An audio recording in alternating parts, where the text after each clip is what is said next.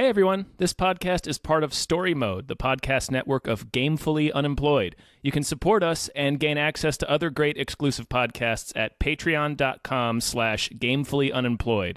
That's patreon.com/GAMEFULLY unemployed, which is spelled like it sounds.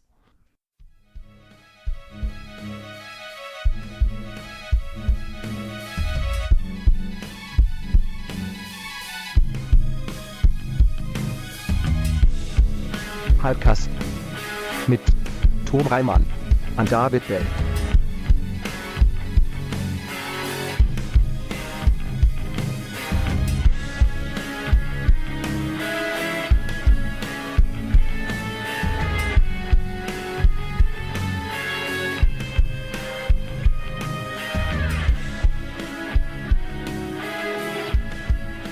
Hey everyone. Hello.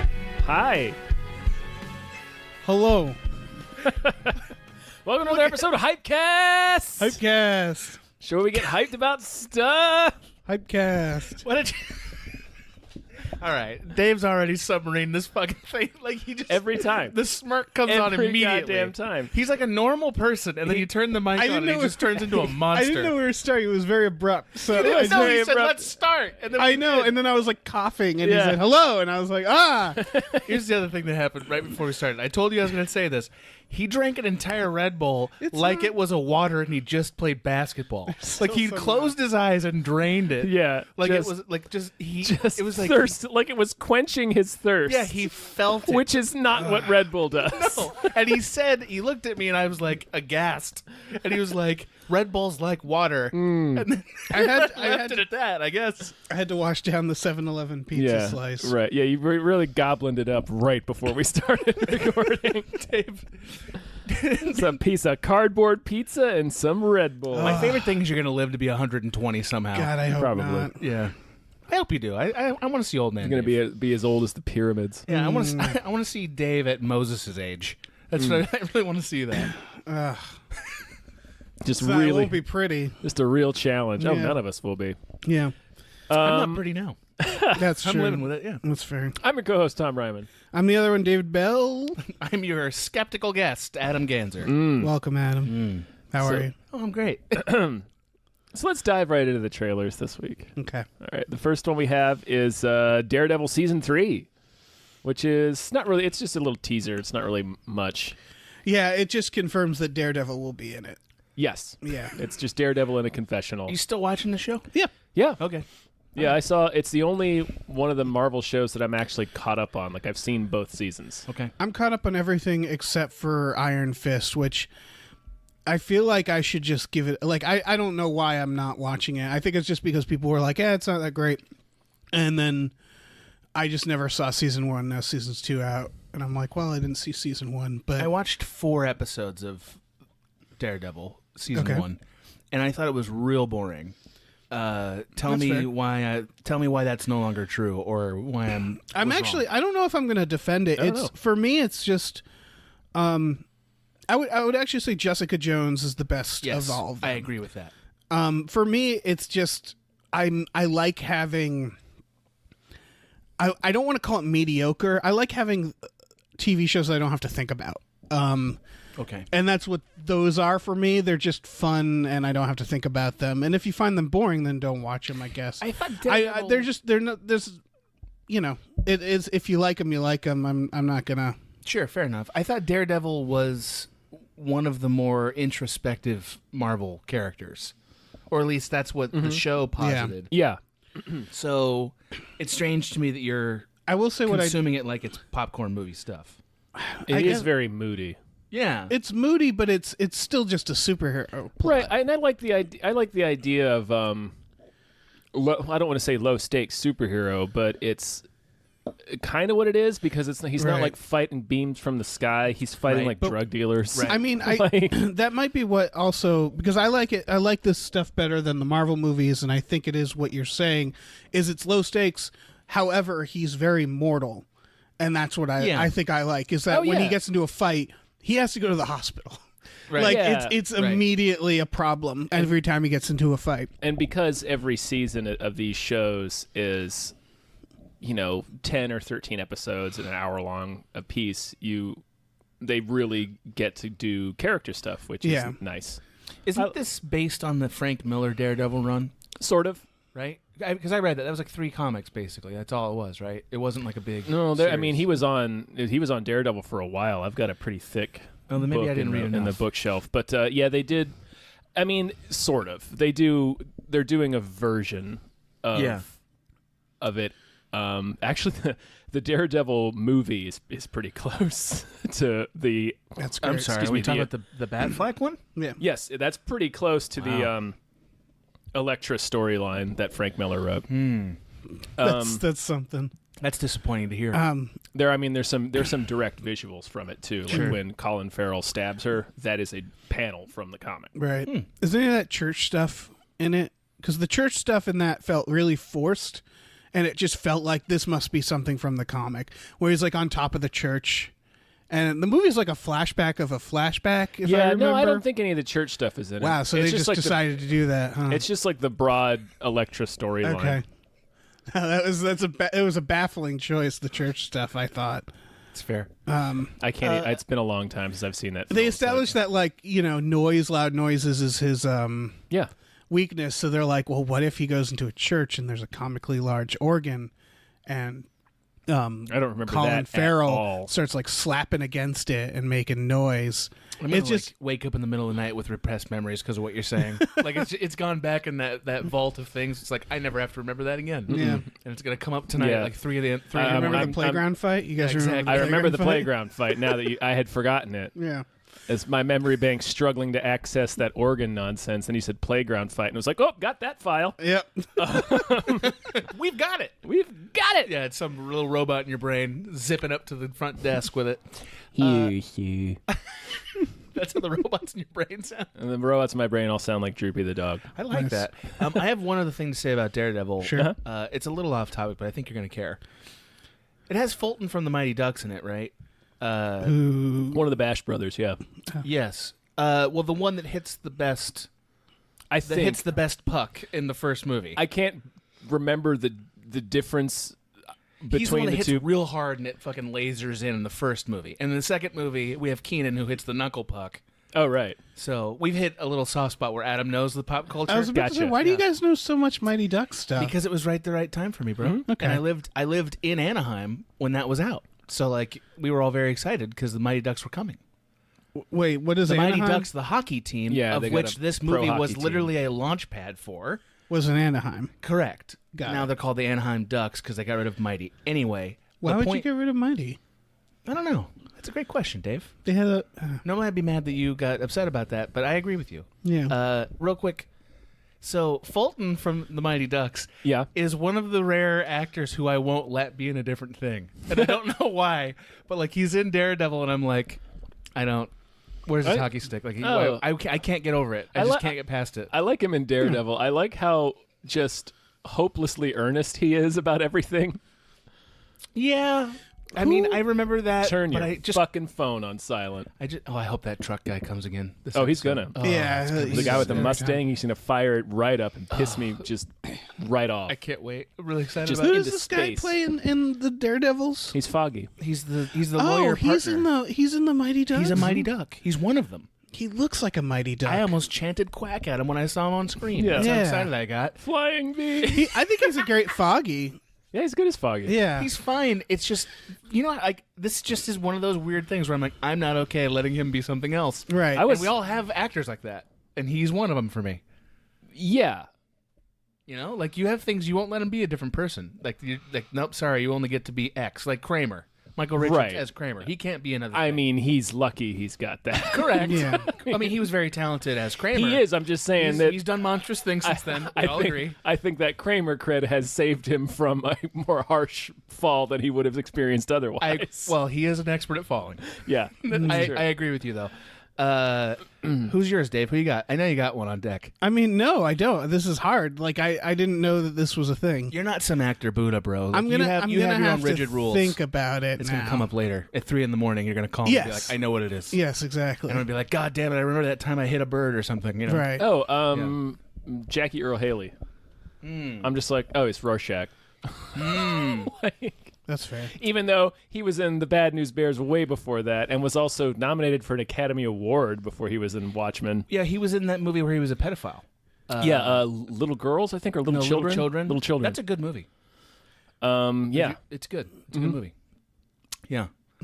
But I don't Not care. because of that, but he's good in it, and it's a good movie. And I never heard of it. I think it's more because he's one of those 3 name dudes, and I don't want to take all the time to say all 3 of his names, so I just say it's Rorschach. Same thing with Sean William Scott. I'm just like, it's Stifler. Yeah. I agree. He never transcended Stifler. But I don't think that's our fault. That's his fault. Yeah, and it's not, for me, it's not, nope, I can't see you as anything else. It's just, I don't want to take the time to say all 3 of your names. Well, but that I mean, this is a little bit 6 and 1, half does the other to me, because like maybe it's their fault for not transcending, or maybe it's my fault for being so rigidly brained.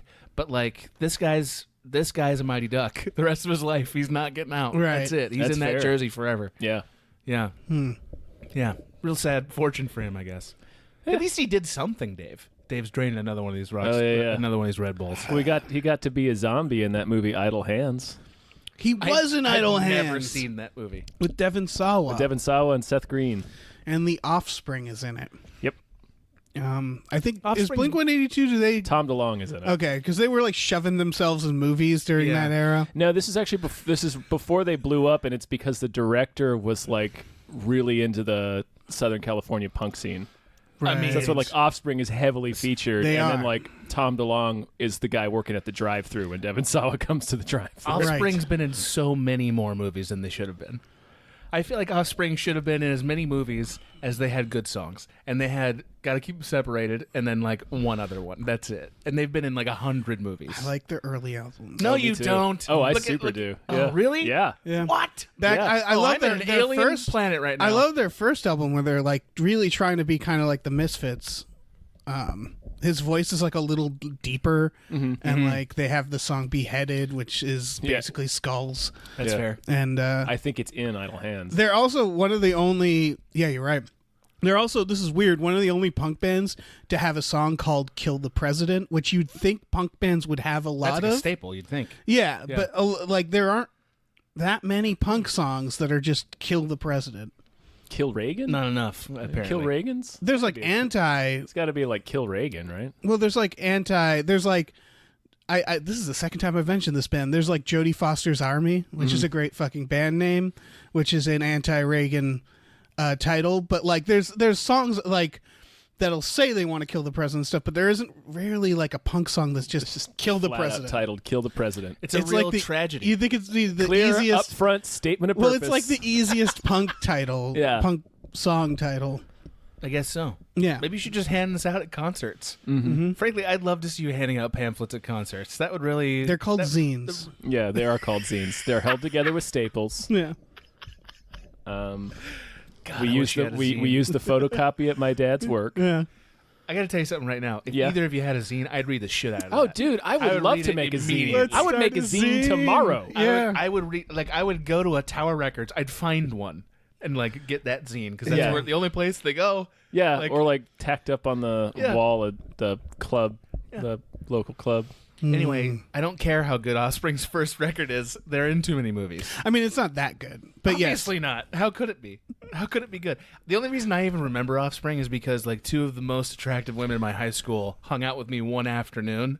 It was like one of those magical moments where Yeah. like Oh yeah. I found myself on the alien planet of attractive women. Right. wanting It's to hang out with me. it's one of those situations where you were accidentally invited to something. That's happened to me. Yeah, yeah, exactly. Like I was kidnapped or something. I was on some kind of strange Oh, I drug. don't belong here. How did I get in? I better stay quiet and say nothing. Right. Otherwise, I'll get kicked out. I'll be found out. Anyway, they played a lot of Keep Them Separated. That was like that was their big move. Really leaning on that song. They really liked it. Yeah. Anyway, So yeah, Daredevil season 3. yeah, looks good. It's the best. All right, what's the next one? The Ballad of Buster Scruggs. We've talked about this on previous episodes, but this is the trailer that was finally released. Yeah, Coen Brothers Netflix. by contrast, Tom Waits, who is in this movie, has not been in enough movies. He really hasn't. He's an old prospector in this movie. Of course he is. I was looking He's for an him. old prospector in life. I watched this trailer and I was like, and then I saw his name in the credits at the end. I was like, okay, let's see if we're in this trailer somewhere. And I fucking found him. He's got a white beard and he's a prospector, and it looks great. Of course it does. Like Coen brothers are like somehow second to Tom Waits as a fucking prospector in this movie. Adam is in the theater immediately. I'm gonna be there for that shit. I mean, it's Netflix. You don't even need to go. I'm gonna go to a theater and demand they play it. I think they are. This is one of the ones that they are pushing for a theatrical release, so they can get in on the sweet Oscars. Well, it's Coen brothers. Why wouldn't they? Yeah. I mean, Tom Waits makes instruments out of trash. He is a prospector. Yes, he does do that. God, what a great guy. Tom Waits is the best. How good does this look to you for so good. Coen Brothers comedy? It looks very, very Coen Brothers. I'm always hesitant. Okay, interesting. Because I always really love the trailers to the Coen Brothers movies. Mm-hmm. I only like about half of the Coen Brothers movies. I am the same as you on that. They just don't always land with me. Are bad. I've never watched Coen Brothers other than Lady Killers. I think that's a bad movie. I didn't see that one. I super didn't like Burn After Reading. I did like it. I really like Burn After but Reading. I didn't think it was good. I liked it though. That's what I'm saying. I didn't like it, and I also recognized that it wasn't good. Yeah, okay. Fair enough. See, I like them all. I don't like them all. Lady Killers was the one I've only seen once, and I should say like that didn't. I don't remember that being a very good movie, but I like that they go back and forth. That they do like, oh, we're going to do True Grit or No Country for Old Men, but we're also going to do like Intolerable Cruelty. Yes. Which I really enjoy. Intolerable Cruelty. It's interesting to me that the Coen brothers are able to do like they're able to basically take their sort of bleak sensibility, because they have a very bleak worldview, and make comedies that are basically the same tone. They're just funny. You know what I mean? Like, their worlds are very like when they're bleak, they're also absurd. You know what I mean? And ironically, that's one of the things I really like about Wes Anderson movies. Is he is the same. It's a different permutation, I guess, of that worldview, but it's the same worldview where it's like things are. It's very bleak, but they're also absurd. Yes. So it's Wes Anderson's worlds are so orchestrated that you never feel the terror or anxiety of their bleakness, whereas Coen brothers bring that forward. Yeah, big time. Wes Anderson, it's more you feel defeated and sad, whereas the Coen brothers, you feel actual like dread. Yeah, to a degree. And when they do something funny, a lot of times their absurd world, like it's the opposite of what you see in most comedies. Most comedies there's a lot of heart to them, or they're just like they're whimsical, or they're having a lot of fun, or they play into melodrama. And the Coen brothers, in my opinion, do the opposite, where things feel absurd because nothing matters. Like The Big Lebowski is the ultimate nothing matters movie. Right. It's really funny. Yeah. But like it's not a goddamn thing happens in that movie. And it feels like you're on rails. Yeah, it feels like you're on rails on a roller coaster watching this like slideshow of comic horrors, you know? Yeah. And it works perfectly. But sometimes it doesn't for them. Like that Hollywood Hail Caesar. That was another movie that was kind of... that wasn't great. Yeah, it was kind of on rails. Like, here's just a bunch of different aspects of showbiz that are all absurd in that time period with a weird plot to hang it together. And it didn't work. To me, it didn't work. Well, that was another one where another trailer where I saw it and I was really excited to see it, and I never wound up watching it because I think 100% of my friends saw it and were like, it's not good. I mean, it has some great scenes in it. Ray Fiennes as the director of that Texan guy. The Wood That It Was. That I was about to say. That's one of the best. That was the best scene that year. It's such a good fucking scene. Whatever year that was the best scene. I think 2016? Doesn't matter. Best scene. That scene was fucking irrelevant. Great. Yeah. Loved it. So this movie, not sure what it's about. I'm excited for it. When you look up the IMDb, they credit the actors for segments of the movie. Love this. Yeah. So that implies that it's probably like a series of shorter stories within the larger thing. It looks like it's about myths of the Old West. Yeah. Like it's telling myths of the Old West. People telling different stories about the same I'm way into character. That. Why not? That could be pretty cool, yeah. Way into it. Yeah. I mean, just seeing that guy from Oh Brother Where Art Thou, whose name escapes me. Right. Who was also the fucking weird prison guard in Minority Report. Yes. Tim Blake Nelson. Yeah. Yes. Seeing him in a movie again, warms my heart. He's the fucking best. I fucking love that. And guy. I'm also really excited to see the father from The Witch. That was there's like one shot, and I was like, "Oh, it's the father from The Witch," because I remember seeing The Witch and being like, "Oh, I can't wait for him to be in more stuff." He was on Game of Thrones too. Yes. So I was digging that guy, and then he shows up in like Hurricane Heist. I'm like, you're too good for this. Yeah. film. Hurricane Heist and Ready Player One, and it was like, He's been the villain in a bunch of things. Yes. Like he's got a long career, but he only recently was like a person you know. yeah. It's that like that voice, actor. at least in The Yeah. Witch. Like it's a great voice to see him play like a villain and villainous cowboy guy. It's just like, yeah, that's about right. Yeah, Right. that's where he belongs. Yeah. How much did James Franco make you frustrated In general, or in this movie? Just him being in the movie. I just watched Spider-Man 3, and James Franco is kind of the best part of Spider-Man 3 He is. because he's really hamming it up. And I know he's not a very popular person, and I think there's some real problematic shit around him. Yes, yeah, there is. There's some creepage. Okay, there's some creepage. He's been he's been flirting with women using his authority to do it. Okay, And when I say flirting with, I mean more than that. wasn't there something with like an underage girl? That Yeah. would definitely be the line I is would that what draw. Yeah, it was. There was something about that, and then it was brushed off as it was this movie he was making, but it was still like He was like method Yeah, it was pedophilia. still like weird. Yeah.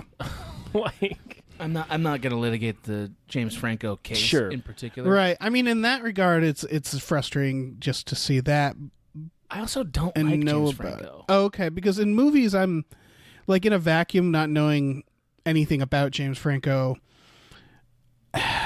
I guess I'm still like on the fence. I guess I didn't see the Room movie. I didn't see that movie. he did very good. Okay, great. Because I've never seen a movie with him where I was like, James Franco is really great at being somebody other than James Right. Franco. He did very good, but Tommy Wiseau is like a fucking cartoon character right. in reality. So it wasn't like if you just saw the Room movie, The Disaster Artist, you would be like, oh, that's a bullshit performance.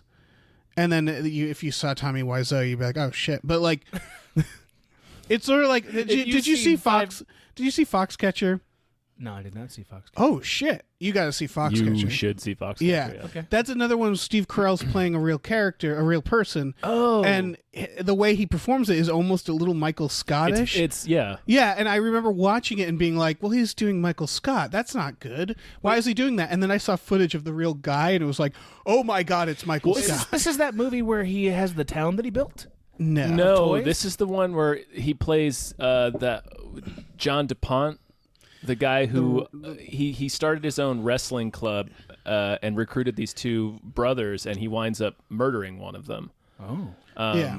Oh. It's a really dark movie. Yeah, Mark Dave, I'm Ruffalo's Very in it. fucking good. I'm excited about this. Yeah, it's got Ruffs in it. It's got The Ruffs Channing. snagged Channing himself Tatum. an Oscar nom. Yeah, for it's it. got the Taters. It's got the Ruffs. got The the taters. The taters in Hail Caesar, by the way. That's another Oh, scene. yeah. That's another Well, one. he looked delightful, and everything looked delightful in the trailer. I mean, you should Just check out watch Hail out for those Caesar two because it has scenes. it has some. yeah, watch sorry. Foxcatcher. Yeah, I'm gonna watch watch the it. shit I'll out of watch Fox. But I've never disliked James Franco in a movie, like in a movie. I've never cared. context. Yeah. Did you care? Like James Franco. I mean, I wouldn't say I cared either, but I didn't dislike him. I know that I'm being a dick right now. I'm fine with it. Yeah. I don't understand why James Franco is in the position he's in, independent of these. I'm trying to think because I feel like there's like one time I was like, "That's a good James Franco performance," but now that Pineapple you're Express. challenging it, I can't think of it. Like what were you he's- saying? Pineapple Express. Oh yeah, he was great in that, but Okay. like that didn't feel like That's I not- mean yeah. I mean like a dramatic role. I thought there was like one movie that won me over, but Like actually, I do kind of like him in The Deuce. He's in that show, The Deuce. I have to see that. It's all right. Again, he's All right. great. He's fucking It's, great in uh, Spider-Man 3. It's David Simon. That's right? David Simon. Yeah. Yeah. I have to watch that. David Simon. He's doing some Got to shit. finish The Wire. Oh, you do. All right. Watching stuff's exhausting. So the Ballad of Buster Scruggs, Coen Brothers. Tom Waits as a prospector is the way that this movie should have Right. been That's titled. what the title should be. Tom Waits as a prospector. And, enjoy it. I'm just digging the go. Digging for the dude in there. God, Tom Waits the best. Even his most recent records, which aren't as good, are still like, yeah, you fucking maniac. I love it. Do it. You know that it's like a lot of what inspires him. This is urban legend, of course. A lot of what inspires him is his wife is perennially dissatisfied with his music. Like every time he releases an album, it's like to impress her, and she's always like, I feel like he could have done better, and so he keeps doing weird shit because of it. That's great. I love it. I love that shit. Tom Waits is one where I'll only see him as Tom Waits. But he's always appropriate. Yeah, that's enough, though. I don't mind like Tom in Waits. Seven Psychopaths, you're like, well, yeah, that's just Tom Waits. Yeah, it's just Tom Waits. If I found out Tom Waits existed in the 1800s and there was like he was just some strange out of time character, that would not trouble me. Yeah. I'd be okay with that. some H.G. Wellsian character. Just striding between decades. Must have been my chocolate Jesus. All right, moving on. Captive State. Yeah. This could be good. I think this could be good. I when I was watching this trailer, I was still kind of hung up on the fact that Tom Waits was in that movie, and I was pretty excited. Right, it's the residual. I watched them all in a row, and like this movie really jarred me back to paying attention to it right away with some of the titling that they did.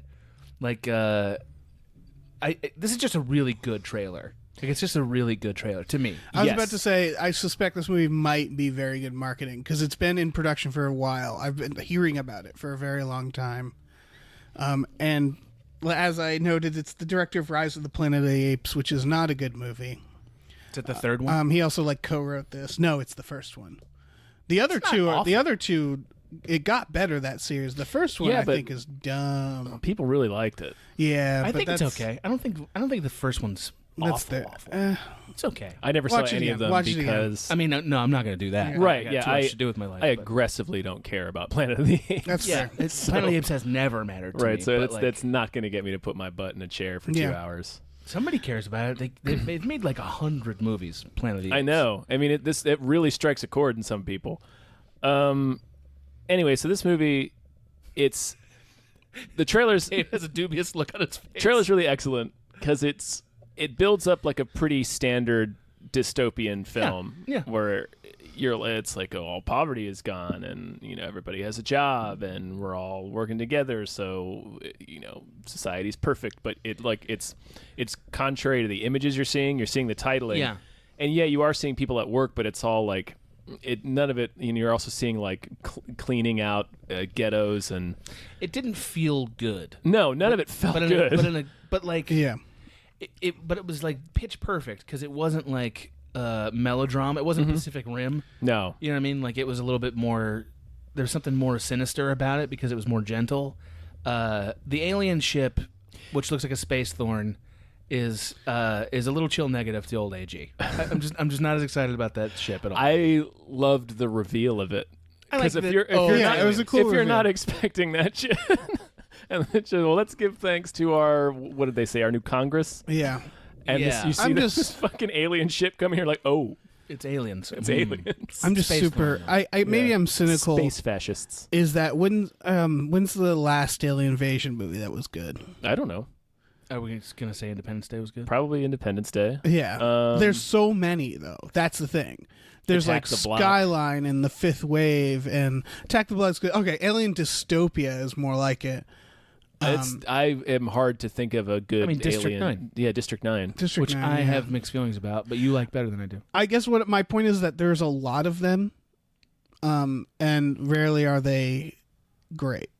I mean, Avatar. I feel like this specific version of it is not something we see a lot, where it's the aliens in charge. I guess what I'm saying is that I've gotten excited for this premise a few times now, and it's always been movies like Skyline, or again The Fifth Wave, which I kind of like. The Fifth Wave. No one saw The Fifth Wave, right? But those are all action movies about an alien invasion. This is about the aftermath of an invasion. When we the think. aliens are the we think. Also, the Fifth Wave is aftermath as well. It's about the Fifth Wave. The first wave was the invasion. I mean, there's a few waves. District 9 is also theoretically an aftermath of an invasion. Right, but the aliens aren't in control. No, but it was posited as essentially a documentary at first. Yeah. And then it descends into an action movie because that's what these things always do. So what you're saying, Dave, is that you're having a hard time getting up for this. I'm not. It might be good. For all I know, it could be great. I'm just not ready to be hyped about it. Like I'm cautious about this premise. Keeping my hype guarded. Yeah. I don't want to get hurt. I don't want to get hurt because I've been hurt in the past. Well, guarding your feelings and not breaking out there and trying again, that's how you fix those problems. Right. Mm-hmm. Well, we can move on. There wasn't enough substance in this trailer to say a lot. No, not really. There's not much to say to it. I had to go and look up a synopsis to make sure I was reading it correctly. Yeah. Right. But yeah. I think I thought of it. I think Mark Hamill for me will always be Brent from Body Bags. There's no. Yeah, the baseball player who loses his eye, gets a serial killer's eye. All right. Every time I see him in a movie. I like what you're doing. Here's where I'm gonna jump in and stop you from your fucking bullshit. It's that I thought of one was how you introduced this topic again, as though we'd all been waiting this whole time for you to come back with this answer. Like, just like, oh, I'm tracking with you immediately, Dave. Thank you for answering this question an hour later in this podcast. Sort of, I've been thinking very hard about it. You know how like Harrison Ford will always be regarding Henry. Exactly. Yeah, that's true. Fair enough. Yeah. And Robert De Niro will always be fearless leader. Right. And Liam Neeson will always be the character from Gangs of New York. Whatever that character's name was. Circling back, he's in that Ballad of Buster Scruggs. Everybody great is in That's making me very excited. I'm all in on that movie. Yeah. I'm Liam Neeson? ready to see it. Yeah. Has Liam Neeson been in a Coen Brothers film? I don't think so. This is the stuff. I have the same thrill for Wes Anderson, who I guess I'm less of a fan of Wes Anderson, but he's still very good. But it's whenever you see a new Wes Anderson trailer and it's like it's like Edward Norton in there, and you're like, oh shit! Yeah, he's got or one Bruce Willis. He's got one new guy each time. Yeah, and it's the same with Coen Brothers. Yeah, it's like Wes Anderson plus George Clooney. Oh shit! What? Yeah, exactly.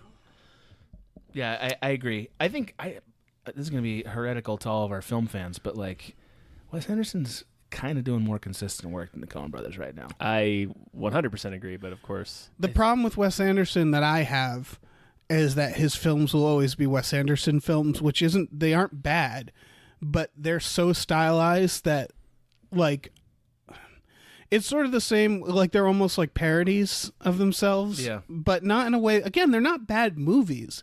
It's like watching a cartoon for me where it's like I care to an extent, but since it's not reality and it's so like I don't know. There's something that I guess they permanently, the films exist in a way that take me out of the films while I'm watching them. Like they push you away emotionally a little bit. Yeah, I would say the more, and then I think it's just that the more he's allowed to do what he like, because Royal Tenenbaums is my favorite of his films. It's very because it's the most like reality. Like that exists. Rushmore is the closest to reality. Yeah, that's true. And also, basically it's the same with Tarantino, where it's that. When he doesn't have a big budget or have all the freedom, his movies are still like grounded in reality, his early films, and then the more he's allowed to just go nuts, the movies go insane. And then like I just disagree with you about I like Grand Budapest. That was a fantastic movie. But it's like exists within a cartoon. Like it's literally the shots of the hotel and stuff are I'm with cartoons. you, and yet you say Royal Tenenbaums is quote unquote grounded. No, when was the last time you watched it? It's not grounded. It's shot in reality. Like it's not shot in. Yeah, he's not making all of New York out of a diorama. Exactly. I'm with you on that. Yeah. That's the art direction and stuff gets a little bit wackier every single time with Wes Anderson. And it's very pretty. It's amazing. That's why I like his stop motion stuff, because it's like, oh yeah, that's what you should be doing. But I think the storytelling and the acting and the emotions, it's all very good, and they're the same good. You know what I mean? Like, they're not diminishing, whereas I would argue the Coen Brothers haven't made something you have to watch since No Country for Old Men. They've made a few interesting movies, but nothing you had to watch. Not lately. That's 12 years. Yeah. Man, it has been a while since It's been a while. Yeah. Yeah, but I'd say garbage. them at their prime was, I think, better than Wes Anderson at his Nobody's disputing that. Fargo's better than anything that Wes Anderson's made, in my opinion. Well, what was the start of this? What was your starting claim? I just said that I think Wes Anderson is currently making more consistently good films than the Coen Brothers are. Yeah. No, I would agree with that. Well, you. Sorry, I guess I Dave. misunderstood. But that I just don't think that's a powerful claim. I don't know. That's like no, I don't think Sorry. that's a powerful let claim. me jump in and because recap. that's what like just happened. I think Wes Anderson. hold on, I made a claim. No, You argued with me for 15 minutes, didn't understand what the claim was, and then you're like, "That's not a very good claim." No, I thought you were arguing that they're better than just they were better than the Coen brothers in general. No, you. I misunderstood the claim. This This is is what all- I'm saying. this is all because Red you could Bull say talking. that, but you could say that about anything. I could say Sure. Wes Anderson is better than Spielberg currently too. You might be. Yeah, and you're Because right. it's You'd be right. right. Because it's more consistent. people stop. Like Wes Anderson isn't always going to be good too. He's at his prime. That is true. Yeah. I'm just saying. Right now, we're doing a podcast. We're analyzing trailers. Okay. Sure. And so, therefore, if I saw a Wes Anderson trailer, I'd be like, "That movie's probably going to be good." Yeah. Next to a Coen brothers trailer. Yeah. Yeah. Let's move on to the next trailer. No, I want to keep doing this. Yes. Private Life. Giamatti. Paul Giamatti, like acting and shit. I loved the idea of this movie. I Yeah, thought it looked it's- amazing. Him and Catherine Hahn Yeah. are a middle-aged couple trying to have a baby, and it's just like a old drama, like a real. Here's a moment in these characters' lives. It looks great. Yeah. Yeah, It really really looks great. does. I mean, we should honestly contrast it with the next movie on here because they're Yes. exactly the same story. And I knew you wanted to do it. I One could see it done coming. in a way. Yeah, one of them looks like this might be a really meaningful, heartfelt, great film, and the other one looks like this might be the worst movie of the year. Yeah. And they're basically the same fucking Because story. the first one is just. It's funny that It's being billed as a comedy drama. It looked like it could be funny. Yeah, there were funny. There are definitely funny beats in the it's trailer. just funny in a real way. Right. It's very much like here's just a brief glimpse into the lives of some real people, Yeah. and they're dealing with a real issue where they're trying to have a baby, past 40, and then other stuff around This is it. a real thing, man. Like if you have people in your life who are trying to get pregnant and can't, which I happen to, like the drama of that is like really intense. I bet, yeah. It's kind of cool to see a movie. I mean, I know that these people are older, and that's really why. But it's cool to watch a movie about that because, like, Right. there's a lot of complex emotions that go into it. I like any movie that takes a very small part of life and actually plays it out. Totally. Because, that shit is very dramatic. Like, you don't have to, Yeah. it doesn't have to be over the. Yeah, exactly. Yeah, it's enough. Yeah. And they exist, but they're few and far in between. I just think it must be hard to get a movie like this made now and get the kind of talent that she has for it. Right. I think that's definitely. Because it seemed very autobiographical. That's the other thing. It was like, Yeah. Yeah. It was clearly like, this is made by somebody who knows this issue intimately. And that was another appealing aspect of it. But how many people are making films where they can get Paul Giamatti to be in it, I think it's a Netflix release, I believe. Yeah. Netflix, they're doing all the stuff you want to see. Yeah. All of they it. are. There's so many Netflixes on this list today. They really are. I feel like in like 6 months, we're just going to have an episode where every single trailer is Netflix. Yeah, pretty much. I think that's right. Well, just for the audience's sake, we were saying we should contrast it with the second movie on this list. Yes, Yeah, because this is another version of Right. what you can do, a simple slice of life. Because you can do like Right. family reunion film where the family gets together and a long lost father, or you can do Meet the Parents, where it's basically My the same God. idea, only everybody's a jackass. And so this one is called Instant Family.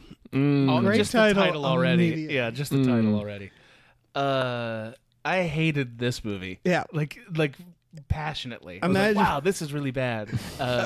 It's the same premise, but replace Paul Giamatti with Mark Wahlberg Well, and make it a comedy. also Like a really the first in film, your face Like comedy. a shitty Daddy's Home. Yeah. comedy. It's a Hollywood comedy. Yes. The first Yeah. film looks very much like a passion project by a person who has a vision. Yeah. And the second one is like, what if it's like kind of adoption and it's like modern, so they don't necessarily get white kids, which is a part of this movie. And it's like a thing. I love know? that the wacky premise is a couple adopts.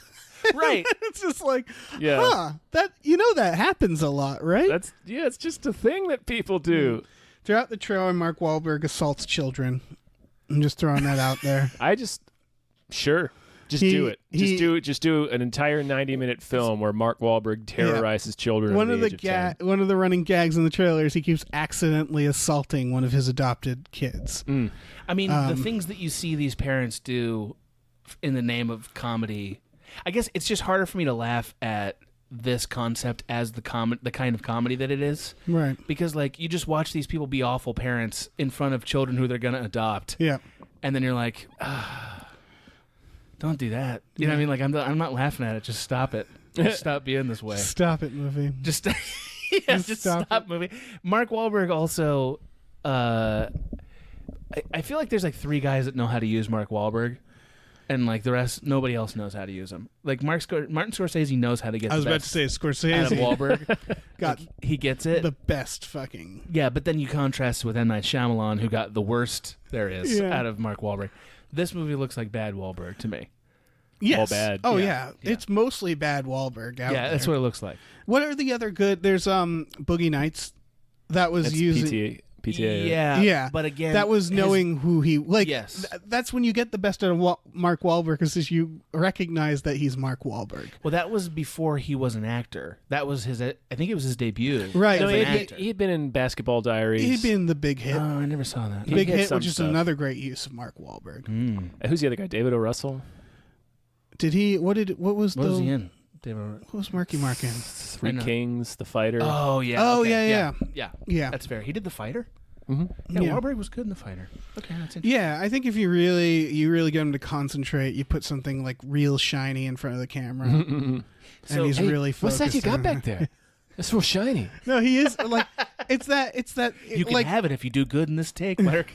He strikes me as an Adam Sandler type, where I think has the capacity to act really good, but he doesn't like to. Like, it's just. I just think he needs to be properly cast and properly motivated. Yeah. He's not. I mean, like, I'm just guessing. He might be wonderful, and we just haven't seen it. But like, I'm guessing he's the kind of person who's not a trained actor. He's just like a famous, handsome guy who was in a boy band. Yes. And so he needs a director who can really place him in a thing that will make him succeed. Right. And that doesn't always happen for him. That's my guess. Yeah. Not always. Did it? So like, I know I brought it up earlier, but like, did you think that the old white coupleness of this movie is going to be a good thing or a bad thing? Because they pointed at it. I mean, it's all going to be a bad thing. Because here's the thing: is again, you could do a movie where an old white couple adopt kids, but they can't, who aren't white, and the kids are giving them shit. Right. And you can do that in like a serious setting, in a reality, in a version of reality that exists that would be funny. And I knocked over my Red Bull. You sure did. That would be funny and charming and whatever. But they're just going for broad comedy. That's what it is. That's why I feel this is like Grown Ups. Grown Ups is another one where it's like a group of friends getting together again. Like, you could see that as like a drama that would be really touching. Or you can see it as an Adam Sandler comedy. I think maybe that's why I tensed up immediately, was because like, this is not the genre of movie or the nuance I would want if we're gonna point that issue out and talk about it all movie. No, maybe they won't. I assume the joke will just be that they're old and white and that they're out of touch with these kids. I hope that's all. I guess. Oh, I think that is probably all, but I still think that's probably gonna be handled so clumsily. It's just not. It doesn't look like a good movie. I don't know. Yeah, I guess that's right. I can't even like judge like the pieces of it. It just looks so laughably bad. Yeah, it's tough. What's Rose Byrne? Is that the name of the actress? Yeah. She's like good. Her. I like her. I just don't know where she goes. What's the seminal Rose Byrne role? And she's been in a million things, but like, what's the thing? It's like, this is perfect for her. What were some of her roles? I mean, she's usually in this kind of like in a supporting comedic role, like kind of comedic. Like, well, yeah, in Bridesmaids, she was the other one who she was the rich one, right? I need to see that again. That's a great movie. Yeah, I remember really liking Neighbors. She was in Neighbors. Yeah, Neighbors. I need to see Neighbors. She was on some show with Glenn Close. I forget what it was called. Oh, Damages. There you go. Yeah, Damages had a great intro. I used to make up new lyrics to that intro every time and sing them to my brother to see if I can make him laugh. She was also one of the fake Natalie Portman. Fake Natalie Portman dummies. Fake Amidala. Wait, she was in one of the Star Wars. In the second one. Yeah. Where she where she gets off the ship and she blows up. Yeah. And then she's like, "I'm sorry, my queen, I failed you." And it's like, you literally were here to do this. Yeah, you didn't fail. Yeah, you succeeded with flying colors. Yeah, Right. this was your mostly job. red. Yeah, it was flying through the air. Yeah. I thought she was pretty funny in Get Him to the Greek.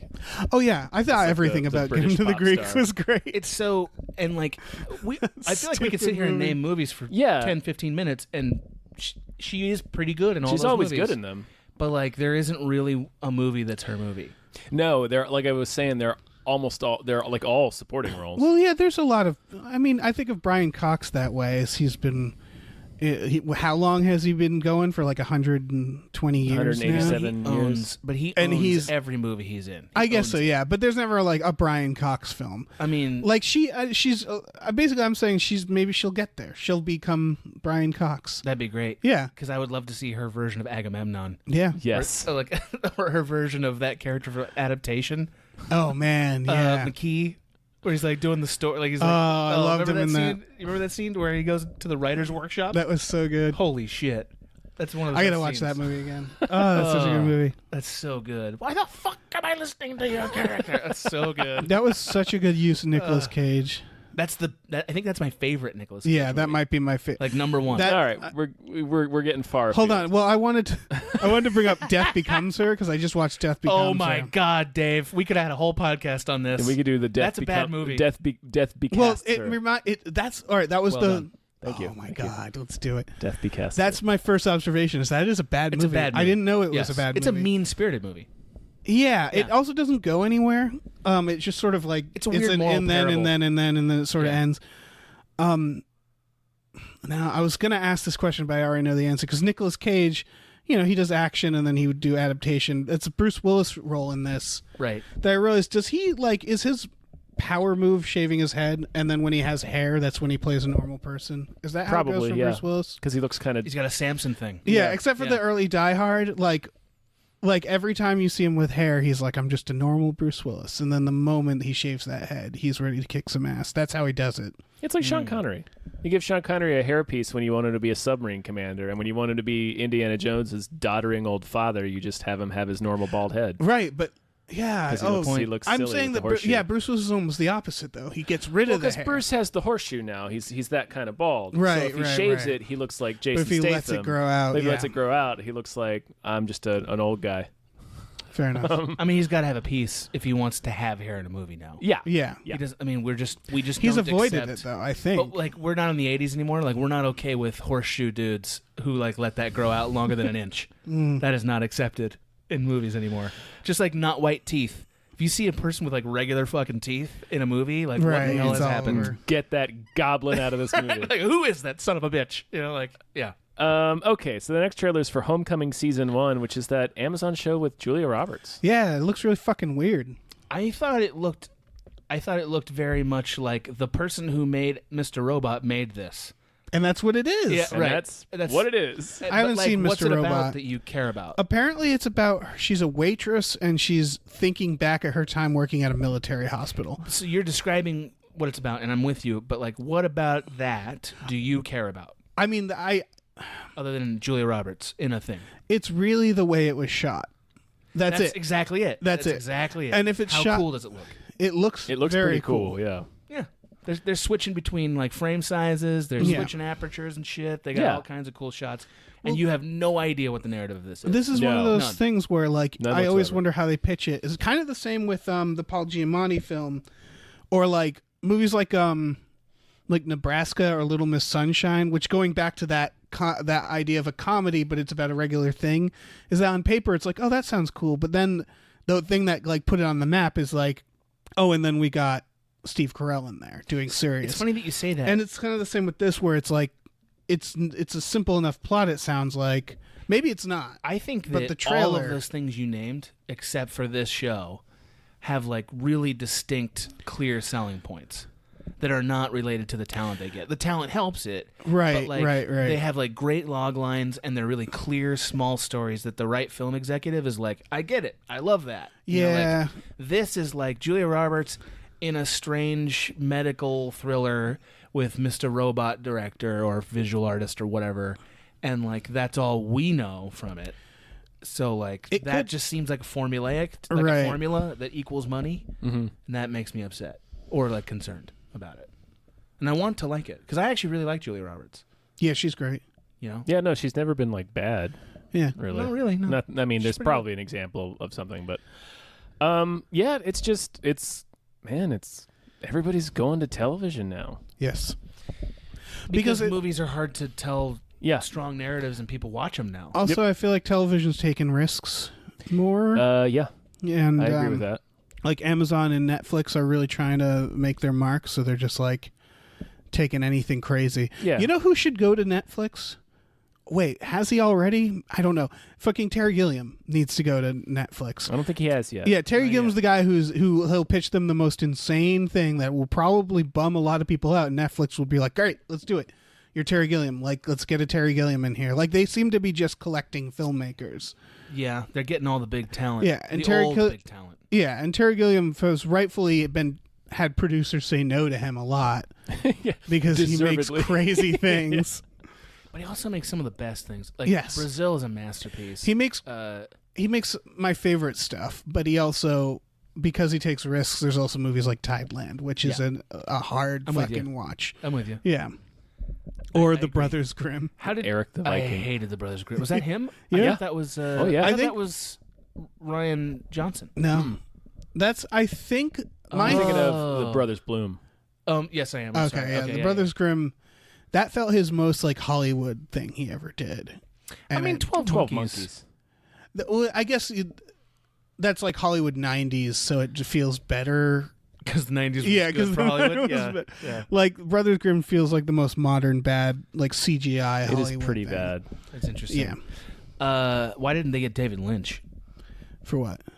If you're Netflix, that's exactly the guy who... Maybe Lynch isn't interested. Is he a film snob? Is he like... Well, he just did the Twin Peaks revival for Showtime. Oh, yeah. David Lynch is a guy, like, give him 2 years and, like, give him the best camera at whatever local film school and, like, seriously, like, 6 film students and let him make something.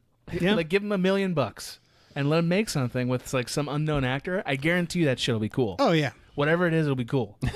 Like, I even liked what was the last movie he did in 2006 that was like real weird with the bunnies and like the I'm gonna think of it later. Yeah, Mark Hamill. No, I don't. I'm gonna think of it later. I liked that movie, and I'm like the only one. Nobody else. I don't know. I do not remember this. Suburbs, something like that. Inland Empire. That's what it is. Inland Empire. Oh. I don't think I've heard of that. I haven't kept up. That was on his David last Lynch. movie. I remember the title, but that's it. Oh, it's weird. It's weird long for ago? David Lynch. I thought 2006. 2006. Is this like a?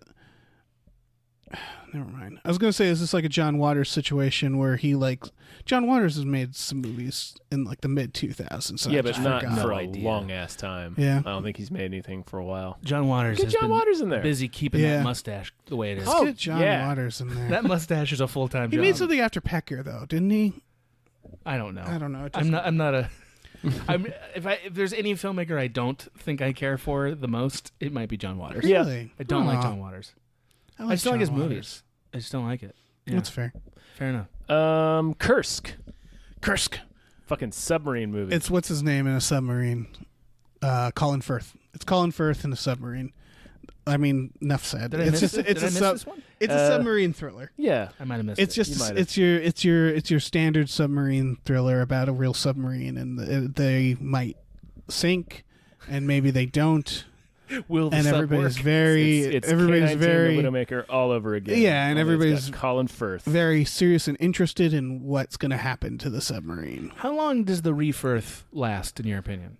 Where he's like the leading, Refirth? Yeah, where he's like leading feature films. Is there a Refirth? I think so. I think starting with the movie that won Best Picture about the king. King's Speech. King's Speech. Wasn't that like 10 years ago? It was a while It's been ago. 10 years. What has he been doing since then? He's been Kingsman. Yeah, You that's know? a waste of a Colin Firth. Well, he's still doing it.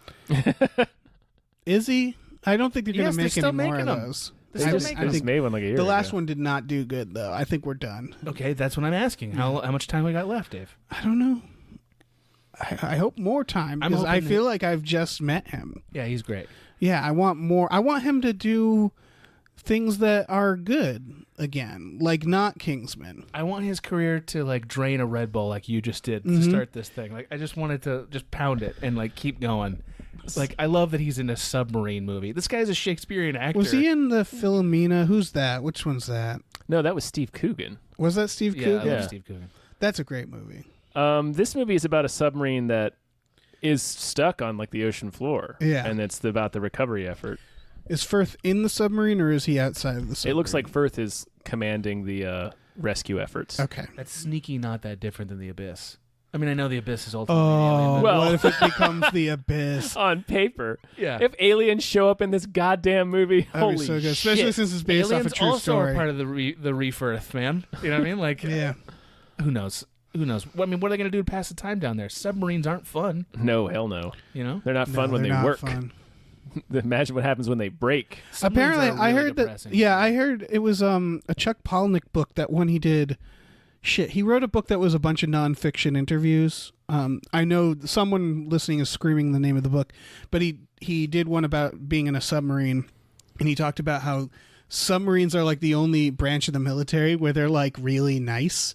Because of that reason, like they have like game night and movie nights, and they do like all this stuff, and the people in command are really fucking easygoing because they've learned from experience Right. that you can't press these people. Like, yeah, they're- otherwise you're already asking a lot of them, so it's just like just be fucking cool because someone will shoot everybody in here. right because like, you're cruising yeah, through the ocean in a giant coffin full of maniacs. yeah, like have the best food you can, have the best everything. It just really fucking- is a coffin, too. Like, Yeah. if you walk through a submarine, it's like, oh, there's just no space. Yeah. Like, me, I can't even get in there. Yeah, Like, they gotta, like, Oh, hell shove me in no. with a broom. Yeah. Yeah, They gotta pound me in there. it's a nightmare. Like, they're cleaning old, like, 1800s London pipes with me, you know? I wish we could have an agreement Good with old other chimney countries of sweep. just like, look, we all know this gives us an advantage, but can we all just stop? Let's just not Let's do just submarines not do anymore. Let's not submarine. have it. Yeah. We It's- don't really need It's it. just really awful. Yeah. It's, nobody's benefiting from this. Like, if you want, we'll just go down, drop sensors all over the ocean. Yeah. All of us can have it. Yeah. All of us can use them, so we all know where everybody Every is. boat has a GPS on it from now on, so Yeah. you just know where we all are. Yeah. Yeah. At Eternity's Gate, Willem Dafoe, Willem Dafoe is plays- Vincent Van Gogh. which is a role I didn't realize I needed him to do, but I do now. Like watching him in it, I'm like, oh, he's Vincent Van Gogh. Look I'm at gonna him. tell you something. I loved everything about this movie except for every line of dialogue seemed like garbage to me. Oh, I don't think this is probably going to be like a. I feel like a movie about painting is just going to be boring. Destined to fail. Yeah, yeah. but I mean, They've tried. How many times has there ever been a good one? I want to see Loving Vincent. I haven't yet. Pollock? No, it was okay. It's They always get cool performances, Yeah. but they can never really get. Right, because what are the stakes? Exactly. The stakes are he paints. Well, I mean, my art. It's Van like- Gogh Van Gogh might was be suicidal. Yeah. and also historically, I believe he was pretty heavy, which they right, did not capture, and that's interesting. but he was. Yeah, he was. I know Starry Night was like painted from the mental institution. Like I'm pretty sure that is it called Starry Night? It's called Starry. Yeah, Night. it's called Starry Night. Like that It's was Starry Night. literally like a doctor being like, just paint, just occupy your mind and paint, and so he just painted that. And they gave him like one tube, and he's like, no, I'm gonna need that for just the one star. Have you ever seen a Van Gogh in real life? No. Okay, so I don't they have him at the think Getty. so. you- I've seen you a lot of reproductions. yeah. when you see a Van Gogh in real life, because I've seen two, they're stunning. They're like completely stunning. Here's why. Number one, they have a character in real life that you just can't photograph. Mm-hmm. The intensity of them, and two, the amount of paint that is. Yeah, they're used. very It's, thick. it's like 2 inches of Yeah. paint. Like Damn. he slathered that shit on. You know what I That's mean? a And, like, style too. My dad Yeah. was a painter, and Yeah. he had a very like thick way of painting. Yeah, and like I know everybody Van Gogh, of course, but like you need to see a Van Gogh painting if you can, because it is an in-person thing, and it's like, oh, it's like seeing the Beatles live in their heyday. It's like that's a once in a lifetime thing. You got to do it. Mm-hmm. You know, But you can see a Van Gogh anytime. Right, you can't see the. I know. I'm with you on that. Okay. Right. Well, some people can. It's not everybody has a museum down the street that has Van Gogh paintings. That's not true. everybody. Not everybody. I thought you were going to say there's some people who travel through time. Right. Well, there's some people like Tom Waits who can just who's stroll across been. generations and see the Beatles whenever he wants to. Real quick, did you guys notice how many times they say paint in the trailer? I saw. They say the paint notes. a lot. A whole lot. It's really fun. Almost as many times as they say the word firestorm in the Howie Long film Firestorm. Mm-hmm. Oh yeah. They do say that. A They whole say lot. it a fucking lot. How many?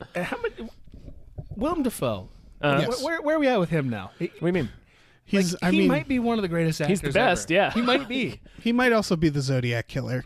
Yeah, he's a strange bird because like he's mostly done crazy shit his whole career. Yeah. Like there isn't really his equivalent before him in cinema history. Mm-mm. You know, so like he's carved out this strange, almost Bowie-esque path as an actor, And he's always looked like that. yeah. We've just accepted it.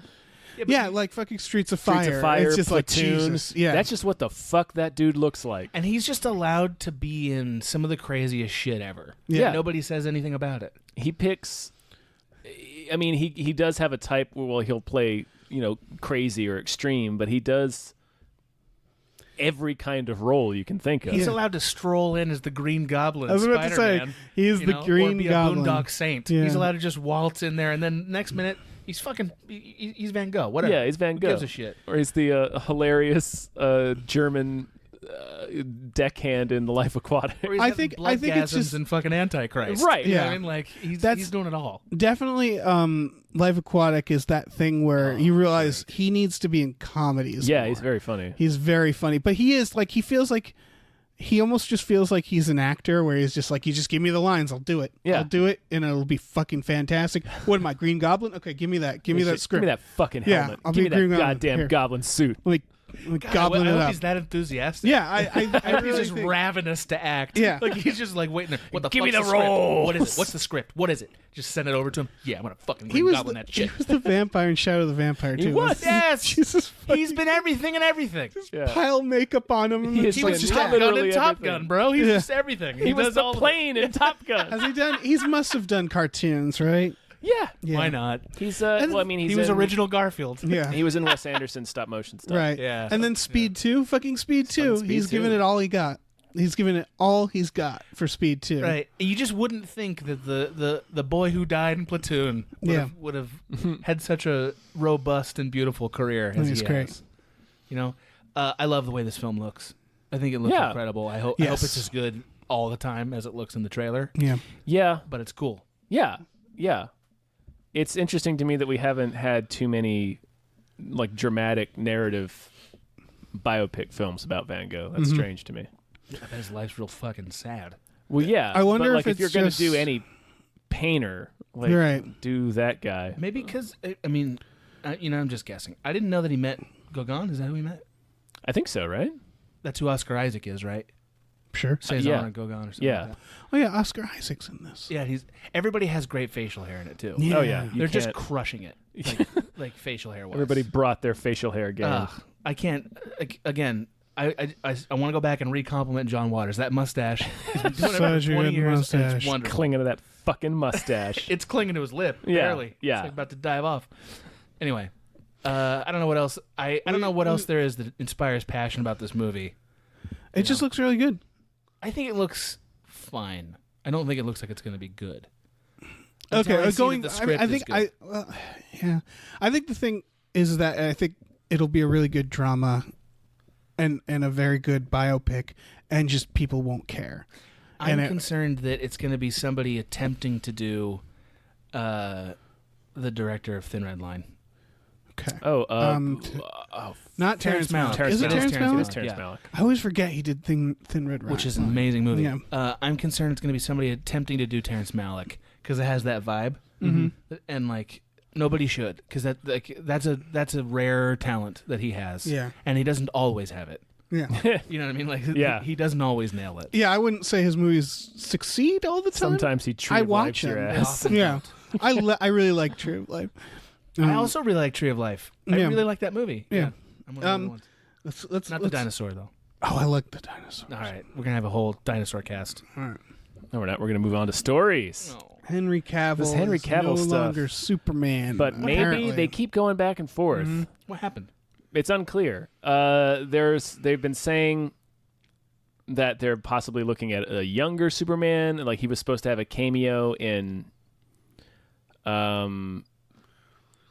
some other, I forget. He was supposed to have a cameo in another DC project as Superman, but wasn't able to do it because of scheduling. This is the first time that maybe we should talk about not having a white Superman. Sure. That's been talked about. Oh, really? Okay. They're talking about what Michael B. Jordan as Great. Superman. We've seen that kind of Superman only for 70 years, and we're just bored of him. Are you interested in Superman anymore? No. Let's try something else. Yeah. Anything else?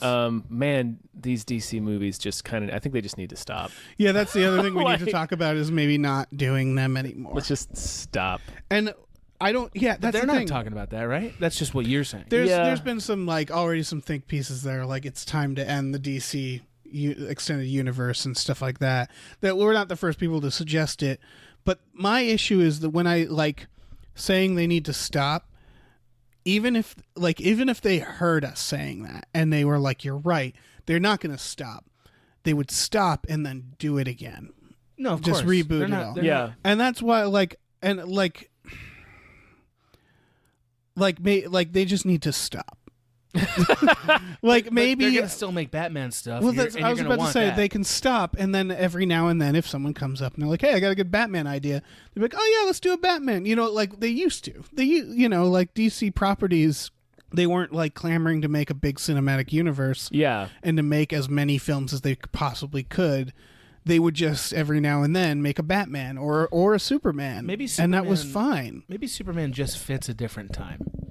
I just don't think he's interesting. I don't think any even the versions that we've brainstormed in the cracked halls are interesting enough to merit going back and seeing more. You know, we're not talking about Wonder Tonics from the 1800s, right? We retired that idea. It doesn't work anymore. In that time, it was an interesting diversion, right? Yeah. I think Superman might fit like that. It might be it was good for 50 years. Maybe do a period piece with Superman. Maybe he fits, when we might believe the ethic of Superman or the throw him in the motives of fucking 20s. See what happens. Yeah. it. Yeah. Watch him just tearing through Hoovervilles faster than a speeding bullet. We'll do that and make him black, and then that's a whole That's a fucking- real challenge. Yeah, that's a whole That's all fucking it- thing. But wouldn't you be interested? Yes. Yeah. I would be interested. I would watch the hell out of that movie. Okay. The sub story to this is that Henry Cavill's been cast as Geralt in Netflix The Witcher show. I hate that. You hate that? Yeah, I do. Why do you I don't hate like it? Because I want somebody gruffer. Yeah, to he's play very. They'll gruff him up. They'll I mean, give him they'll a gruff him. beard. Doesn't or matter No matter how how something. he beard and looks, shit. I want somebody who is in their spirit a gruffer person. Sure. You know, Yeah. I don't know who it is off immediately, but Right. He showed some gruff in the new Mission Impossible. He was a little gruffy, or in spirit. In spirit. I know this is you're gonna think you're insane, Adam, but just go with me. Just Jason Statham, that level of gruff. He's just kind of a hard case. Well, yeah, put him in. Make him Superman. Yeah, Jason make Statham. Statham Superman. No, but really, Jason Statham's a hard case guy. That's yeah, what no, he is. I understand what you're saying. Yeah, it's And Geralt is immortal, has fucked everyone there is, has scars all over his body, is an outcast in medieval society, that's a real fun way to live your life. You can't have some handsome son of a bitch playing that role. He's got to be a beat up old just a cuss, man. pissed off rage monster. Yeah, he needs to be emotionally drained of joy, 'cause that's part of it. I wouldn't cast him for the part, but the sheriff from Stranger Things, that kind of Even character. he's got the right attitude. That's what I'm saying. Yeah, He's not hard enough. What though. is I have never played The Witcher. Is he witching? Is he witching around? He's a monster killer. Witchers are basically bounty hunters in the medieval times Got it. for old monsters. And in order to become a witcher, which means they have supernatural powers, I'm going to tell you this, Dave. You're listening. I was really No, hoping I'm you'd be gonna- like, he I'm gonna makes tell you more. sandwiches. Yeah, So he's in order to get this power, sandwich for sandwich artist. Yeah. they have to sandwich drain artist. themselves of all their emotional components and have all kinds of spirits and stuff imbibed into their body so that they can do the things that they are tasked with doing. That's kind of like working at Subway. yeah. Very much so. Yeah. Yeah. Are you suggesting Jared from Subway play this part? You ever try to make one of them flatbread Sammys? Yeah, it's you have to sort of drain yourself from emotions. You got to imbue yourself with dark magic to do that shit. What do you think they put in those plastic gloves? Yeah. That's true. A bummer addendum to this that I just saw is that there was a rumor, and they have not announced any kind of casting for this character whatsoever, but there's a rumor that they were looking at a person of color to play Ciri, who is a character in the Witcher series. Oh, okay, sure. And the casting director, who is a woman, had to leave Twitter over the backlash to that. Yeah, I mean, well, that's like the Black Superman stuff. Awful. Twitter's already like, yeah. Gamers get really rigid about like just the way they imagine things or the way that they're already depicted. Yeah, and it's like if you had a leg to stand on, there are very few characters that have to be a certain race. Like I think this is not really going out on much of a limb, but I think like Punisher kind of has to be a white dude for some reason. I don't think he does. But like there's nothing like none of the characters in the Witcher games have to. I think class has a lot to do with, like, if you want him to fit into a moment of history, that's where. Right, but it takes place in a mythical land in a mythical time, so it doesn't fucking matter. 100%. Like, but like if you're gonna do, like, if you were gonna put Batman in a time that's not now, see, I don't even agree with this now. Yeah. Yeah, I guess I think you're right. I'm talking. Wait, I'm talking about Witcher specifically. Okay. Yeah, but you're trying to think of things where like the character has to be white. Something, yeah, they have to be or white. they have to be a certain color. Well, if it's has to be white, that's one thing. Because I think of like the character Luke Cage. You can't make him. No, and you can't make you couldn't make like T'Challa the king of Wakanda. Exactly. No, but just saying, are there characters that have to be white? I'm sure there's an answer to that. Maybe the answer is yes. We just have. But I'm not thinking of it. Maybe Captain America. No, but even then, not he doesn't. even. Yeah, even then he doesn't. I think superheroes are not the same as characters. In the right? Same way. Yeah. Well, I'm thinking of specifically Steve Rogers, but like, I mean, but he doesn't have to be. But who gives a fuck about if there's Steve like, he doesn't need to be. Yeah. I think superheroes, and we've had this conversation in various forms. Superheroes are just cultural myths. That's all they are. Yeah. So they should fit the contemporary culture that they're being made for. Yeah, I do that to clarify my stance on the Punisher. It's just putting on a Skull T-shirt and shooting a bunch of people to death just seems like a super white thing to do. That's why I don't think it should be just a white guy. Because let's not reinforce that either. You know. But yeah, like The Witcher's a fantasy series. It doesn't purport to take place within our history, so it doesn't have to be. It's like, well, in England, like you couldn't have a person of color having status, and it's like, well, fuck you. But also these characters are outcasts. They didn't have griffins in England. No, they didn't have fucking monster werewolves and fucking Bogginses. And get out of here. Yeah, get out of here with that shit. There's so many things in The Witcher that aren't in England. No, I could spend a whole podcast listing them. Yeah, it's not gonna. That's cast who the fuck ever. The Superman has to be white thing. I haven't seen that much of it on Twitter. It's probably just really racist people. It's probably not real people, because that would be a hell of an argument to make that the alien from outer space has to be white. Right. It's strange that It's strange. Well, maybe it depends on when the Superman story is and where it is. You know what I mean? Like, so if it's 1950s America and they choose for him not to be white, then there's going to be an element of racism in the story. Right, and which is fine. And like panic in the government. Right. Over this superpowered non-white dude. And you can't not do that, probably. Right. Because that would be weird. Right, it's like it's like when we were talking about in the Wild Wild West episode of Best Bad Movie, where it's like you can't cast Will Smith in that part without you have to sort of mention that he's black because it's right after the Civil War in America, so it's like it matters. Yeah, it would come up. You can't ignore it. Yeah, you can't ignore it. Ignoring it would be wrong. Ignoring it would not fix the problem. But it doesn't fucking matter in The Witcher, is my point. No, if he slays a griffin, he can be any ethnic background. It doesn't matter. Yeah, it doesn't matter. Yeah. Speaking of white people, Aaron Paul is going to be in Westworld. Oh, he's super white. Yeah, he's really white. Crazy white. Yeah. I guess this will be us finding out if he can act. Because what? He's got what else? Breaking Bad. He's got 3 Emmys, No, beyond Breaking Bad, because Breaking was Bad amazing in Breaking Bad. He was. I guess what I'm saying is like is he just going to be that? I think he's really good in BoJack Horseman. You're not appreciating. Okay, I haven't watched BoJack Horseman. Oh man, okay. You're not That's why I guess that's what I'm saying is there other things he's done? No, I am. But what I'm saying is that he's played that role really well. I'm excited to see him play a different something character. that's not his character. I get it, Yeah. but like I just because it feels hold on, Breaking Bad. It feels this. like it's him. It's just him. I don't agree. Because Jesse Pinkman is like there's the part of him that's like just the dude and the meth dealer and like being a fucking shitty white guy, and then there's the part of him that's like broken by all the things that happen, and that can happen anywhere. Yeah, whether he's Aaron Paul or not, he can do that anywhere. Okay, yeah. That's why I'm saying no. Aaron Paul's an amazing actor. Okay. Watch. Did you ever see The Last House on the Left remake? No. He's one of the murderers in that. So it sounds like it's a very not Jesse Pinkman character. So I guess it sounds like my question has been answered in other roles he's done already. Yeah, he is in fact. Yeah, you got to watch BoJack, man. That's good. I don't have to watch BoJack. It's okay. I liked it. Everybody says like the same stuff. They're like, "Oh, I watched the first season. And I was like, this is okay," and then everybody's like, "Oh, you got to keep watching. It's so depressing." And I'm like, It is pretty. That's not a selling point for me. It's I pretty don't need to be goddamn brutal. depressed more. It is the kind of thing. It's like, oh, this is the story of what happens when you get it all. Yeah, and then it's not, and life isn't good. Yeah, bummer. That's not what I want to hear about. And you can just. I'm sorry. Your doubt in Aaron Paul is more merited than I gave it credit for, Dave. I apologize, but no, you're right. You're right about he was very good in Breaking Bad. I guess I was just saying there are certain actors who, you only see them as that part. Have you heard of this? So that here we finally did it. This is your Mark Hamill.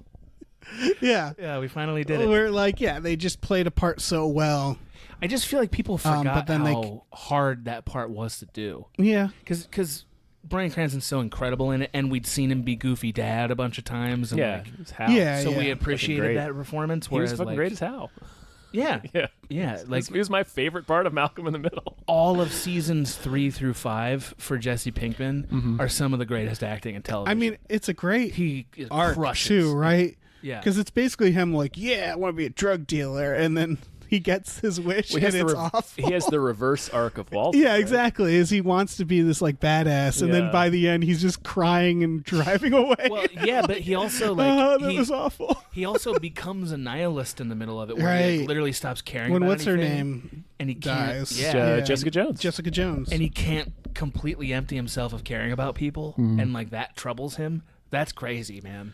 Yeah. Anyway. I'm more curious about what the hell Westworld season 3 is going to be. Why is there more? I assume they're going to take like the next week of the plot and stretch it out and have someone not have like that's again Westworld so far season 1 and season 2 feels very lost, where it feels like they say they have a plan now. Which good for them. Like they had to come out and say it's like how when like the doctors came out and like had to assure us that Trump wasn't crazy, and we're all like, And did you believe? Yeah, exactly. Reassurance? And that's sort of the same with Westworld. They came out and they're like, look, we know where we're going with this. Don't worry. And it's just like, I don't know if you do, Westworld. I'm not convinced. Yeah, it really feels like you're stalling for time, because season 2 I enjoyed it, but it felt like it was stalling for time. Oh yeah, it was a lot of wheels I don't care spinning. if the word Nolan is attached to this project somewhere. Right. That doesn't make me have faith in it anymore. Yeah, and that's been, I thought the first season of Westworld, when I finally finished it, was a pretty stellar piece of work, but only because the beginning and end of it were great. Mm-hmm. Yes, The middle of it was like, it's wheel spinning. there was a lot. There was a lot, and they actually. I mean, Dave has brought this up several times. They had to stop to figure out what the rest of the show was that season. Yeah, they had to take a break. In season 1, they shot like 4 episodes, and they had to take a break to figure out where they were going. Gasp. Yeah. No, that's alarming. Fucking Dave. idea where they were going.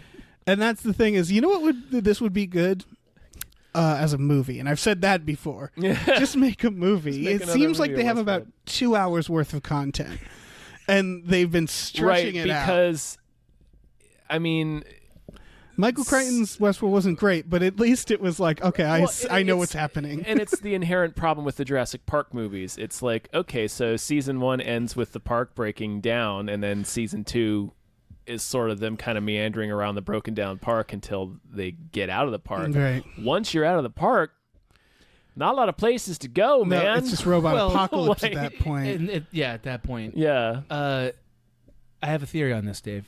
You ready? My theory is that the two Nolans sat at a table, right, having some kind of a, let's say, poker game, and they divided up the world of entertainment between them. Mm-hmm. The table, in my mind, has carvings of both of their faces on it. Of course. Continue. Christopher Nolan deals him, deals him 2 cards to play. They're playing Texas Hold'em, and Chris Nolan said, "I'm taking features," and then his brother, whose name I forget, Jonathan was like, "Then I get TV," and they both stared at each other like, "Have I made a mistake?" Yeah. See, that's the right decision. It's very Game of Thrones. Yeah, I say yes and no because this is sort of an Alec Baldwin, Stephen Baldwin scenario where I feel like it's Christopher Nolan being like, "I'm doing movies. You can do whatever else. I don't care." Like, and then he made you get the Biodome. rest. He did. Yeah. He did make Biodome. I'm just saying that Chris Nolan doesn't have to negotiate with his brother. Boy, you're really shitting on this poker metaphor I put together, Dave. No, I'm thought shitting it on was his brother. What's his name? Jonathan Nolan? Yeah. He fucking wrote Memento. Part of it. He wrote a short story on I which feel it was like based. Yeah. I feel like his big bro helped a lot. Oh well, they like Jonathan's story wasn't finished when Chris Nolan went off to make Memento, so the story is very different from what the movie is. So they he took was a 4-year break and Wait. Jonathan Nolan was writing something and couldn't end it, and Chris was just like, "I'm gonna go do something real quick," and just went and made a better version. Yeah. This is the story of. Give Chris Nolan a Westworld movie. Sure. That's it. I'm over it with Chris Nolan. I'm over it. I really like Dunkirk, I hope he keeps doing more of that. I thought Dunkirk was fine. Yeah, I don't know. I liked it. It was a very pretty war film. It was very pretty. I'm not a big war film guy. So that kind of skews my judgment because like every war film I'm never that into. I'm over World War II as a movie subject. Sure. I was waiting for you to finish the best sentence. But as a movie subject, I think Right. I've said this on their podcast. I just feel like, are we getting new insights into that war anymore from cinema? I mean, Are we learning new things? Here's the thing. Am I wrong? I don't want to fuck this up because I have a lot, like one of my best friends, his father was a history teacher. Okay. And when you'd chat with him and like we'd talk about stuff and he would tell me stories about things that happened in World War II that I never heard about. And he's like, why aren't they making that a movie? And I think I would say Robert Evans probably has similar things where there's a lot of stuff that happened during that time that feels like it should be a movie that just people aren't doing. Dunkirk was one of those things. I had never heard of that. And it's like a thing that all British kids are taught. Yeah, and I think that's why that's the appeal of war movies in general is that you can always find another story. Like there's so much drama. I heard happening. a bunch of stuff from my grandfather where I was like, fucking nobody talks about that shit. And it's like real cinematic that's really cool, shit. and I'm with you on that. And who am I to judge how all? No, I mean should go? I understand your complaint. I'm like, hey man, if we're gonna spend the money and the energy and the time to go back and recreate history, to gain perspective on a thing that happened, either it shouldn't be another version of Band of Brothers or another version of The Last Stand in World War II of some kind, or like it should be something else, or just go do a different war. Yeah. Sure.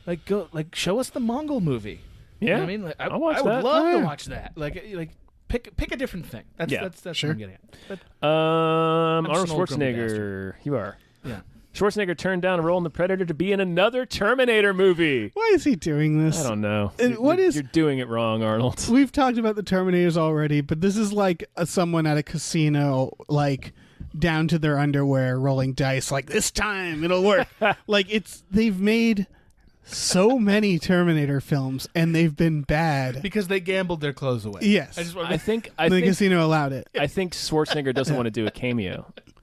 I think Schwarzenegger wants to get that leading role money. And I What? bet he said Why? that. I bet he said Schwarzenegger doesn't do cameos. I'm sorry, am I not the lead of this movie? Yeah. I just don't. How could he care? He's turned Why down would Predator. That's what's insane. he just doesn't like Predator. He turns it down every turning time. down the Predators, but he'll fucking dive into these trash Terminator movies. Well, he's right that people, when he when he finally goes, when he's finally claimed by the afterlife, right? We're gonna remember Terminator. We're not gonna remember Predator. That's Yes. true. Well, Predator's not. Yes and no. The Yeah, because handshake will Predator be an is his eternal- cult Yeah, classic you know. film. Yeah. But it's so silly because it's just like, okay, Arnold, we got these two movies. One, you play a robot that is supposed to not age, and this other, you just play a normal human. You know, a guy that like Just say a fucking guy. say the sequel takes place 20 years later, you would look 20 years older. Which one you gonna do? And he just goes right for the fucking robot to the point that they had to write in a reason that he's aging. I like it. Uh, Can I ask a question?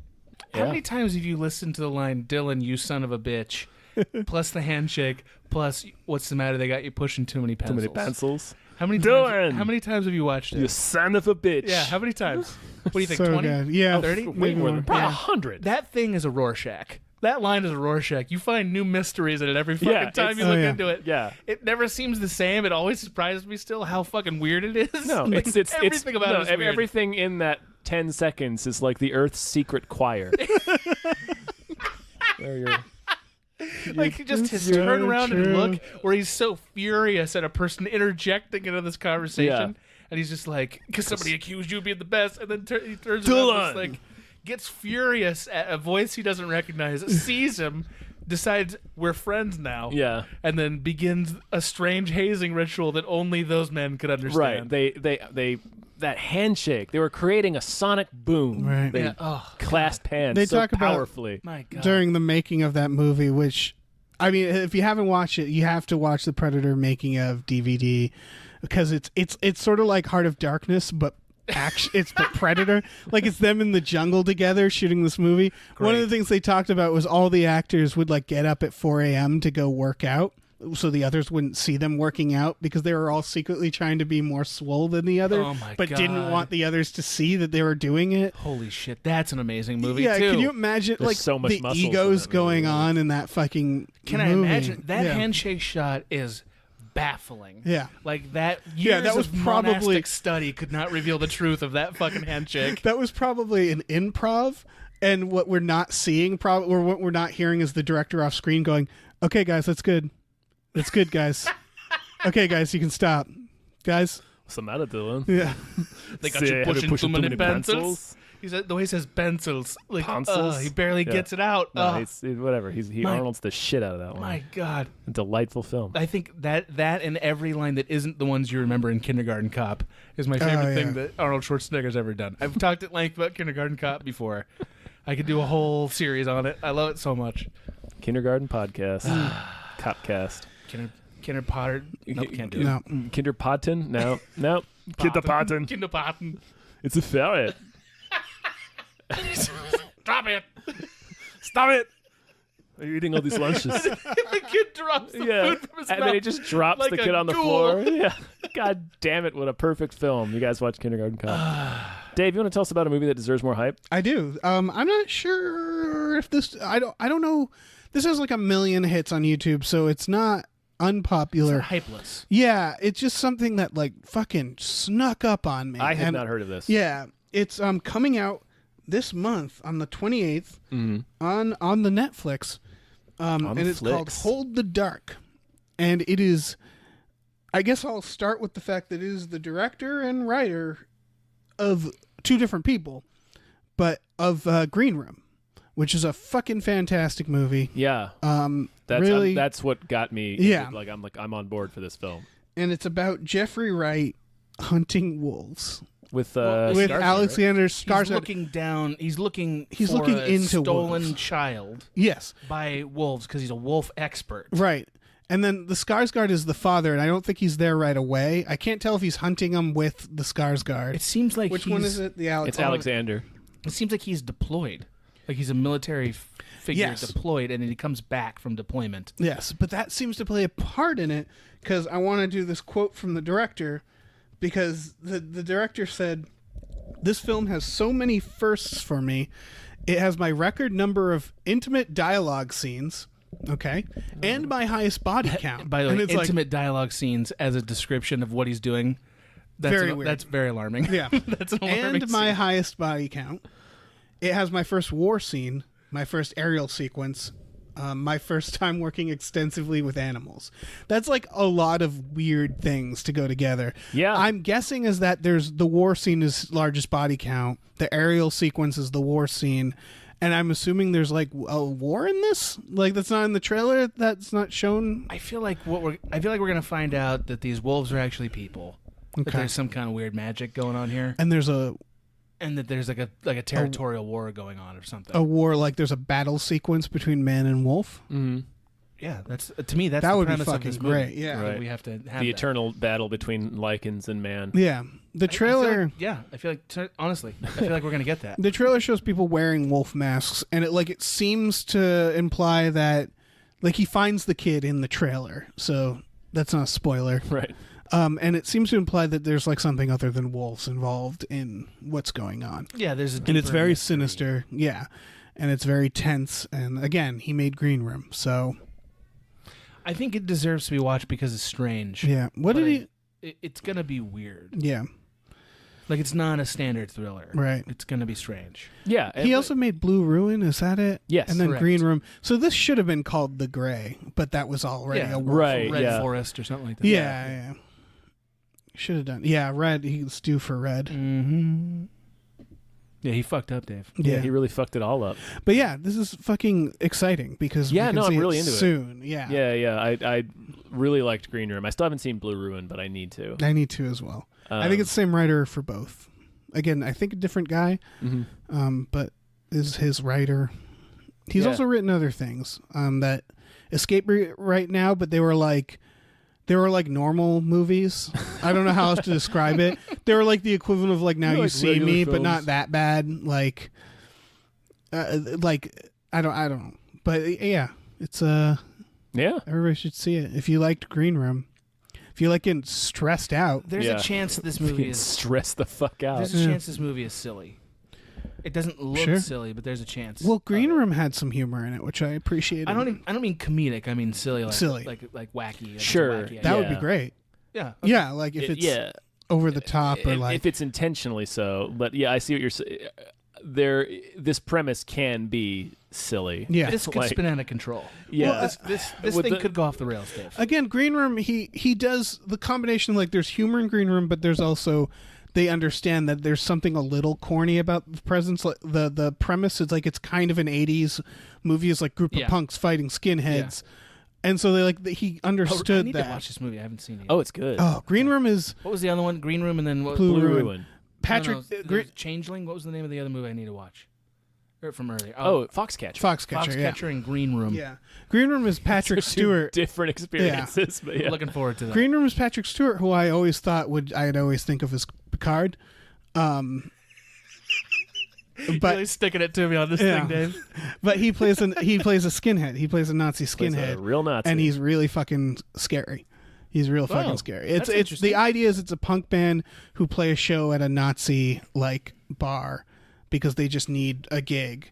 And then they're in the green room and a murder Oh, yeah, happens, yeah, yeah. and they have to just get out. Yeah, I remember this. Yeah, it's really fucking I gotta check intense. this It's out. like sweaty palms intense. yeah, I it's gotta check good. this out. Yeah, Good. So I have high hopes for this werewolf movie. yeah. Although I think it is werewolves. it I do. probably I admit that for me personally, werewolves are silly. Like werewolves make me laugh. Yeah, they're big doggies. They're big doggies. They've been done really well. I really You like. and I are gonna go see some werewolf shit. Yeah, we I are. just want to. Have you see the seen- joy cross your face? I Yeah. want to see. You've seen Dog Soldiers, right? Yeah. yeah. That's a great werewolf movie. But Yeah, yeah. they're big doggies. They're big puppies. American Werewolf in London. You're howling That at that. well, yeah, that's not as funny. I mean, the funny parts are funny, but like the wolf itself is not particularly amusing. Right. In American Werewolf in London, Fair enough. because that's more of a body horror Yeah. deal, and then the wolf itself isn't like a dude walking around like I'm a werewolf. It's Right. just like a giant dog. yeah. Yeah. So, but yeah, you got me there. Okay. You got me. I'm excited. I'm Yeah. really excited about this. Yeah, that's a show. Yeah, It's a Adam. hell of a show. That's Adam. a hell of a show. Dave. Adam, Dave. you want to plug stuff? Yeah, you can catch me on the Small Beans Network as the co-host of One Upsmanship, the video game podcast. I'm on Twitter as @TheRealGans. That's all I got to say. Cool. You were just on episode of Best Bad Movie, defending Avatar. Oh yeah, You were. I'm on the Unpops Network here and there. Yeah. Yeah, so I'm all there sometimes. We all pop up. Yeah. On the Unpops. Yeah. ATV hits me up from time to time. Yeah. It's fun. Oh, you make such a great penguin, Dave. Yeah. Holy shit. I mean, now you're just doing Ian Malcolm from fucking Jurassic Park. Yeah.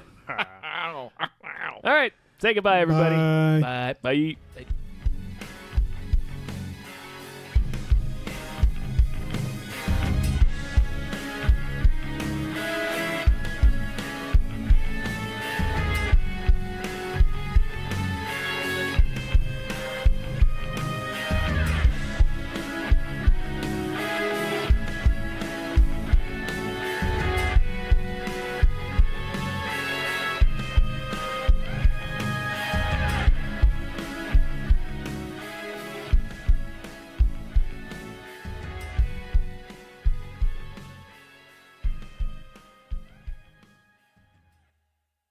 Our music is produced by Chris Corlew. You can follow him on Twitter at @thecorlew, Corlew, and find more music at shipwreckedsailor.bandcamp.com.